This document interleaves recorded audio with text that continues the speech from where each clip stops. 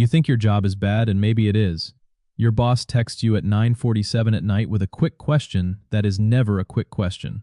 Someone in a meeting says, "Let's circle back," like they're casting a spell.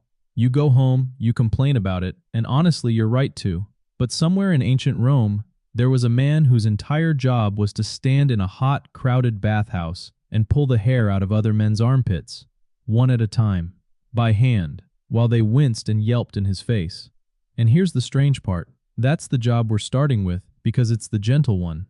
It gets so much worse from here because a job this bizarre is never an accident. Every one of them existed for a reason, and the reason almost always comes down to something a civilization was afraid of, and the person they found to stand in front of that fear. The armpits are just where it begins. So let's meet him properly. The plucker, in a Roman bathhouse. Looking good was a service you paid for, and getting rid of body hair was in serious demand. So picture spending your whole day in that heat while, one after another, Rome's finest citizens walk up and simply hand you an armpit, and you get to work. We're not guessing about this, by the way. The philosopher Seneca actually rented rooms above a bathhouse, and he wrote a furious letter about the noise coming up through the floor.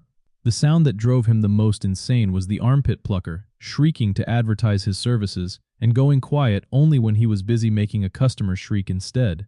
It was essentially the first waxing salon, just without the wax, and without the part where you agreed to it. And if you think the worst part of that job was the screaming, wait until you hear what the next one smelled like. One step down, we've got the laundry. Those spotless white togas you picture every noble Roman wearing, someone had to get them that white. And the thing that did it, the secret ingredient that cut through the grease and brightened the wool, was stale human urine. So this was the job. You collected it from clay pots left out on the street corners for passers-by to fill. You poured it into a big vat with the dirty clothes, and then you climbed in and you stomped it all clean with your bare feet. A human washing machine that ran entirely on pee. And here's what tells you how ordinary this was. It made money. So much money that the emperor taxed it. When Vespasian put a tax on the urine trade, his own son thought it was beneath Rome, so Vespasian held up a gold coin, asked his son if it smelled bad, and delivered the line that outlived him by 2,000 years. Money doesn't stink. Remember that emperor? He comes back before the end of this, and his own funeral is one of the strangest stories on the list. So far, everything's been gross, funny gross. But we're about to leave funny behind, because the next jobs were built around the one thing every human being flinches from, the dead body. In ancient Egypt, when you died, you were handed to the embalmer, and the embalmer, it turns out, had a price list. We know this because a Greek historian named Herodotus wrote the whole thing down, tier by tier. The top package was the full treatment. They hooked the brain out through the nose, removed the organs, and packed the body in salt for 70 days, until it would last forever. The middle package was cheaper, faster, fewer steps. And the cheapest option, the one for the poor, was little more than a rinse and a soak, and you were done. 3 tiers, basic, premium, and eternal.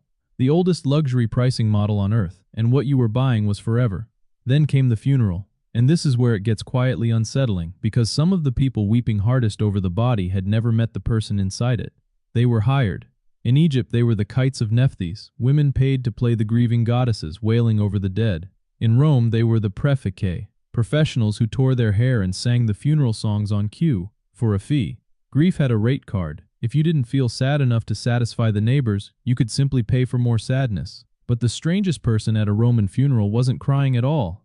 He was wearing a mask of the dead man's face, and he was doing an impression of him. He was called the archimimus, and his job was to walk in the funeral procession imitating the person in the coffin, their voice, their walk, their little habits, a living echo of the corpse, performed right in front of the grieving family. And, incredibly, he was allowed to be funny. Remember Vespasian, the money doesn't stink emperor?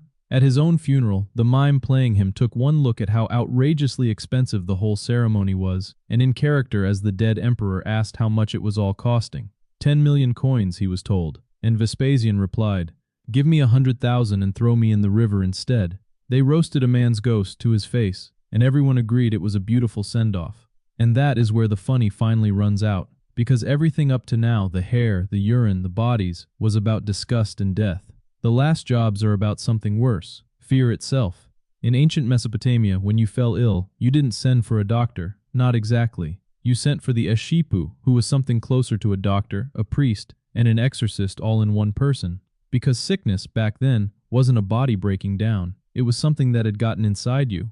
And the ashipu's job was to work out what that something was and force it back out and to purify your house and your fields while he was at it. One man against the invisible.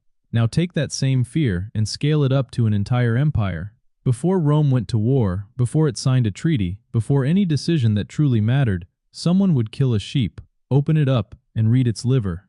He was called the haruspex, and he studied the shape of the organ, its lobes, its blemishes, to decide whether the gods approved. And this wasn't one man guessing. We've actually dug up a life-size bronze model of a sheep's liver, mapped into labeled zones like a chart, so the reading could be done correctly every time. An empire made its biggest decisions by looking at the inside of a sheep. Which brings us finally to the bottom of the list, the strangest job of all. And to understand it, you have to understand what a Roman emperor was actually afraid of.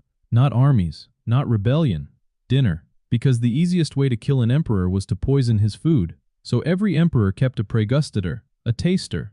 Before the emperor touched a single bite or a single sip, the taster went first. And if the food was poisoned, he found out the way you find out a bridge is broken, by being the one who steps onto it. Now here's the part that genuinely stops you. This wasn't one unlucky slave. The tasters were organized into a guild, a recognized profession, with a supervisor and ranks and promotions. There was a career ladder in ancient Rome whose entry-level position was, quite literally, dying so someone else wouldn't have to. And history even remembers one of their names, a man called Herodotus, who tasted for the Emperor Claudius. And when Claudius died of poison, the person they suspected of getting it past the taster was the taster. Now, quick correction, because I can feel where your mind just went. You've heard that rich Romans had a special room, a vomitorium, where they'd throw up in the middle of a feast to make room for more food. Great story, completely made up. A vomitorium is an architecture word. It's the passageway that spews a crowd out of a stadium at the end of the show. It's a hallway. The Romans named their exits, not their stomachs. And now the part I owe you, because none of the jokes work without it. Most of the people in these jobs did not choose them. The plucker, the fuller, the taster, a huge number of them were enslaved, handed the work with no say at all. We know the jobs existed from the tools and the tax records and the price lists. What we don't have is any real record of how it felt to be the one doing them. So we can laugh at the tweezers, and honestly we should, but that laugh is sitting on top of a lot of real people who never got to find any of it funny. Because remember what I told you at the start? That none of these jobs were accidents. Look at what they actually were. Someone to handle the smell, someone to handle the filth, someone to handle the dead, someone to handle the grief, someone to handle the gods, and someone to handle the poison. Every one of those jobs is a fear with a name on it. Smell, disease, death, the unknown, murder, and in every single case, the answer a civilization landed on was exactly the same. Find a person and put them between everyone else and the thing they were afraid of. That's the unsettling part, because we never actually got rid of those fears. We just got much, much better at hiding the people who absorbed them for us. So the next time your boss texts you at 9:47 at night with a quick question, go ahead, be annoyed, you've earned it. But somewhere in ancient Rome, a man once woke up, walked to work, and picked up a pair of tweezers. And somewhere else, another man lifted a cup to his lips, took the first sip, and waited to find out if today was the day. Your job is bad. His was history. Please like and subscribe for more content like this. We really appreciate your support.